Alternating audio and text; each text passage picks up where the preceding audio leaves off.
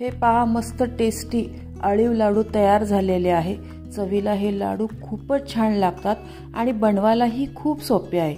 फक्त 3 साहित्यापासून बनणारे आहे। नमस्कार, मी कविता's टेस्टी फूड मध्ये सर्व खवय्यांचे पुन्हा एकदा स्वागत करते। थंडीमध्ये प्रत्येक वयोगटातील महिलांनी आवर्जून खाल्लेच पाहिजे असे हे पौष्टिक अळीवाचे लाडू कसे करायचे आज आपण पाहणार आहोत। रेसिपी नेहमीप्रमाणे खूप साधी व सोपी आहे। अळीवाला हिंदीमध्ये हलीम पण म्हणतात। अळीव हे उष्ण आहे, त्यामुळे थंडीमध्ये त्याचे सेवन जास्तीत जास्त जरूर करावे। डिंकाच्या लाडूसारखे या लाडूला कोणतेही महागडे सामान लागत नाही। सर्वसामान्यांनाही परवडतील असे हे पौष्टिक लाडू आहे। फक्त 3 साहित्यात बनतात। बाळंतिणीसाठी तर खरे हे लाडू खूपच पौष्टिक आहे। या लाडूमुळे कंबरदुखी, केस गळती तसेच शरीरातील हिमोग्लोबिन वाढते। अळीव हे उष्ण असल्यामुळे प्रेग्नंट असणाऱ्या स्त्रियांनी याचे सेवन करू नये। अळीवाबद्दल आणखी माहिती शेवटी सांगितलेली आहे, त्यामुळे व्हिडिओ कुठेही स्किप न करता पूर्ण पहा। चला तर हे हेल्दी अळीवाचे लाडू कसे करायचे ते पाहूया। अळीवाच्या लाडूचे साहित्य: 2 नारळ। माझ्याकडे नारळ हे छोटे असल्यामुळे मी 2 घेतले। तुमच्याकडे मोठा नारळ मिळाला तर तुम्ही एकच नारळ घेतला तरी चालेल। अर्धी वाटी अळीव, ही माझी पाव किलोची वाटी आहे। वजनाने हे अळीव 100 ग्रॅम आहे। गूळ, बदाम, काजू, वेलची, जायफळ पूड। आता आपण हे अळीव भिजवून घेऊया। अळीव हे मी स्वच्छ करून घेतलेले आहे। ह्या अळीवला कोणी कोणी हलीम पण म्हणतात।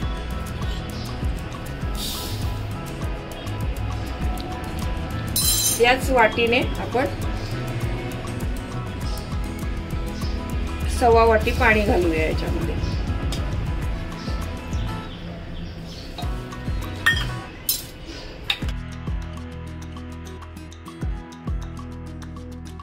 अळीव चांगले आता आपण हलवून घेतलेले आहे। याला आपण 2 ते 3 तास भिजवून घेऊया। हे अळीव माझे 3 तास छान भिजवून झाले आहे।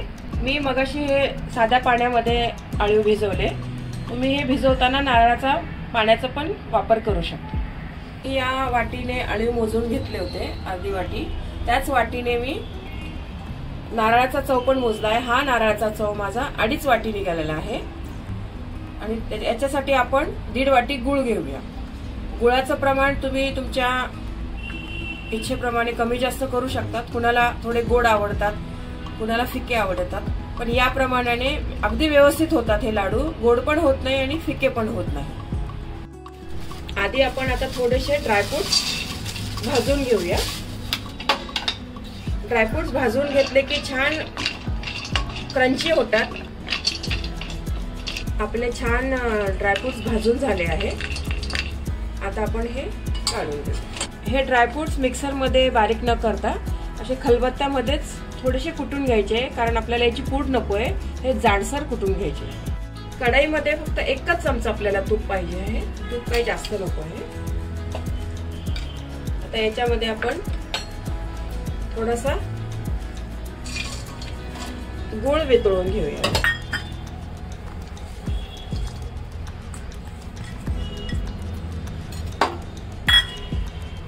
फक्त गूळ हा नुसता थोडा वितळून घ्यायचा आहे हा।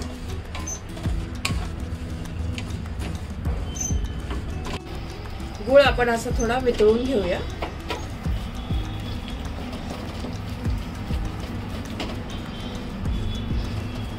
पूर्ण वितळला तर मग आपण त्याच्यामध्ये एक साहित्य घालूया। गूळ आता आपला छान असा वितळून झाला आहे आणि गूळ वितळताना सारखा हलवून घ्यायचा, नाहीतर गूळ खाली लगेच कढईला चिटकतो आणि जळतो, जळका वास येतो त्याला।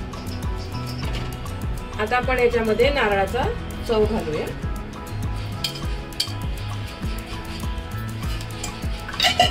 आणि हे अळीव पण घालून घेऊ।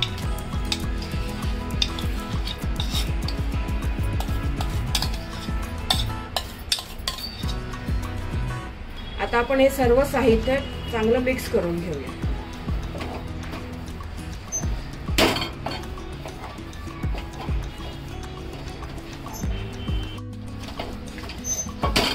हे मिश्रण आता आपण एकजीव गोळा होईपर्यंत चांगलं शिजवून घेऊया। गोळा करताना सतत हलवा, नाहीतर मग गूळ आणि ते खाली कढईला चिटकेल तुमचं। तुम्ही अजून या चॅनलला सबस्क्राईब केले नसेल तर सबस्क्राईब बटनला क्लिक करा आणि बेल आयकॉनला प्रेस करायला विसरू नका, जेणेकरून नवीन रेसिपीचे नोटिफिकेशन तुम्हाला येतील।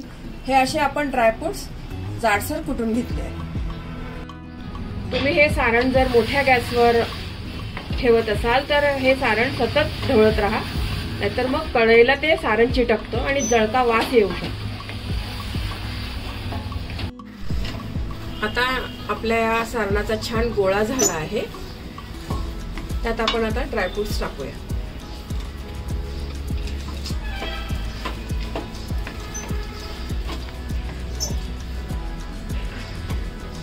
हा लाडवाचा गोळा आपलाच आता छान तयार झाला आहे। आपण आता ह्याला थोडंसं थंड करून घेऊया, की तुमच्या हाताला सहन होईल इतपत, पूर्ण गार पण नाही करायचं आहे। आपलं हे सारण आता छान गार झालं आहे, हाताला सहन होईल इतपत। मी आता याच्यामध्ये वेलची जायफळची पूड टाकते। मी वेलची जायफळची पूड मगाशी यासाठी नाही घातली की गरम याच्यामध्ये घातल्यावर त्याचा सुवास उडून जातो। छान मिश्रण आता हे आपण व्यवस्थित एकजीव करून घेऊया।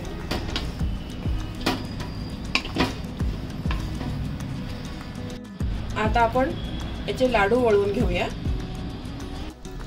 हे अळीवाचे लाडू आरोग्यासाठी खूप चांगले आहे। अळीवामुळे कंबरदुखी, पाठदुखी, गुडघेदुखी बऱ्याच प्रमाणात कमी होते। ज्या महिलांना पिरियड रेग्युलर येत नाही त्यांना सुद्धा अळीवाचे लाडू खूप उपयुक्त आहेत। डिलिव्हरी झालेल्या महिलांना रिकव्हरीसाठी हे अळीवाचे लाडू खूप गुणकारी आहे। त्यांना याची खीर देखील दिली जाते, मात्र प्रेग्नेंट असताना याचे सेवन करू नये। अळीवमध्ये विटॅमिन ए आणि ई भरपूर प्रमाणात आहे। अळीव केसासाठी खूप चांगले आहे, त्यामुळे केस गळती कमी होते। यात भरपूर प्रमाणात लोह पण आहे।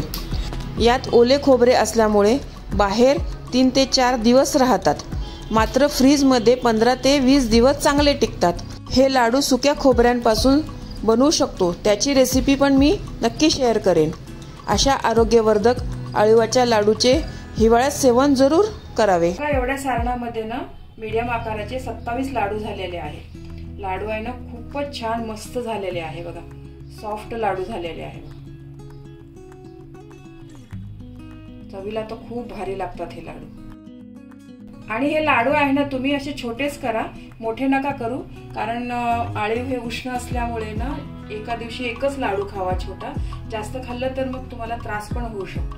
तर याच आकाराचे पण लाडू बनवून घ्या। हे पहा, पौष्टिक अळीवाचे लाडू तयार झालेले आहे। चवीला खूपच छान झालेले आहे।